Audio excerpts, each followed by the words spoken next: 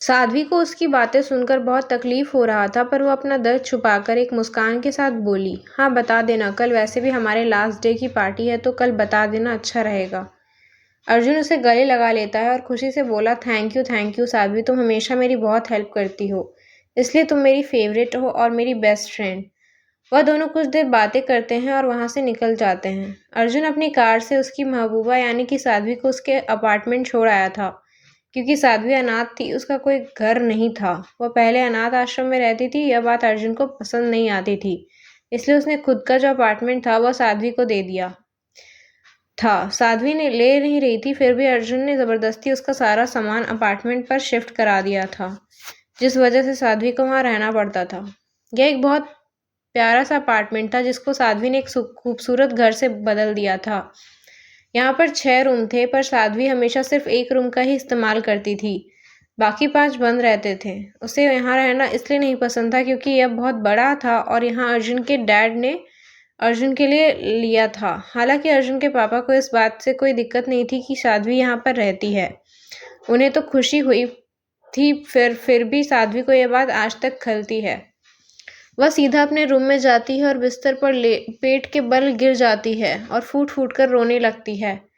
कुछ देर रोने के बाद वह तकिए में अपना चेहरा छुपाकर बोली, क्यों अर्जुन, क्यों तुम मुझसे प्यार नहीं करते? क्या इसलिए कि तुम बहुत रिच और हाई क्लास हो और मैं अनाथ हूँ, और आदिति तुम्हारे लेवल की है, तुम्हारी हाई क्लास सोसाइटी की, और उसके पास एक बहुत बड़ा खानदान है, पर तुम तो ऐसे नहीं होना, तो फिर क्यों तुम मुझसे प्यार नहीं करते?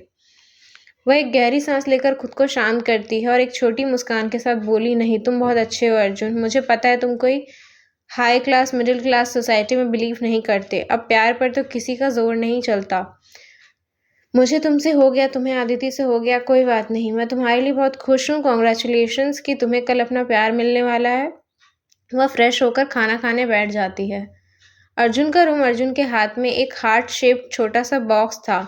वह जब उस बॉक्स को खोलता है तो उसके अंदर से एक डायमंड रिंग चमकती है जो उसकी बहुत खूबसूरत थी। अर्जुन उस रिंग को देखकर एक मुस्कुराहट के साथ बोला, यह रिंग साध्वी ने पसंद की है तुम्हारे लिए आदिति, देखो कितनी प्यारी है, बिल्कुल उसकी तरह। ये तुम्हारे हाथ में बहुत अच्छी लगेगी। मैं कल तुम्हें इस ऐसी रिंग के साथ प्रपोज करूंगा, फिर हम हमेशा साथ रहेंगे। मास्टर्स कंप्लीट करते ही हम शादी कर लेंगे। वाह, मैं बहुत एक्साइटेड हूँ हमारे आने वाली जिंदगी के लिए। वो वैसे ही कल के बारे में सोचते सोचते सो जाता है। एक वाइट ब्लैक कलर की BMW आकर रुकती है। जैसे ही वह कार आती है, सब लोग उस तरफ देखने लगते हैं।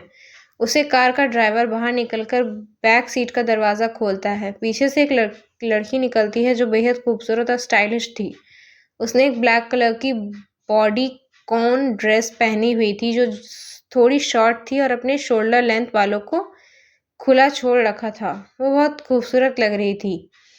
वह अदा के साथ चलते हुए अंदर की तरफ जाती है। सब लोग उसे देखते हैं तो बस देखते ही रह जाते हैं। वह लड़की एटीट्यूड से चलते हुए अपने क्लास में आती है, पर वह क्लास के अंदर जा पाती उससे पहले ही कोई उसके हाथ को पकड़कर दूसरी तरफ खींच लेता है।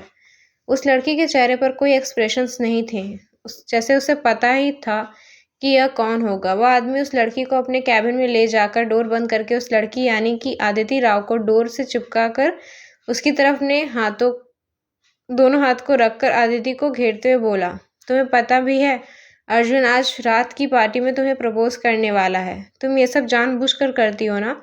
तुमने जानबूझकर अर्जुन को यह हिंट दिया कि तुम भी उससे प्यार करती हो और वो अब तुमसे बेइंतहा मोहब्बत करने लगा है।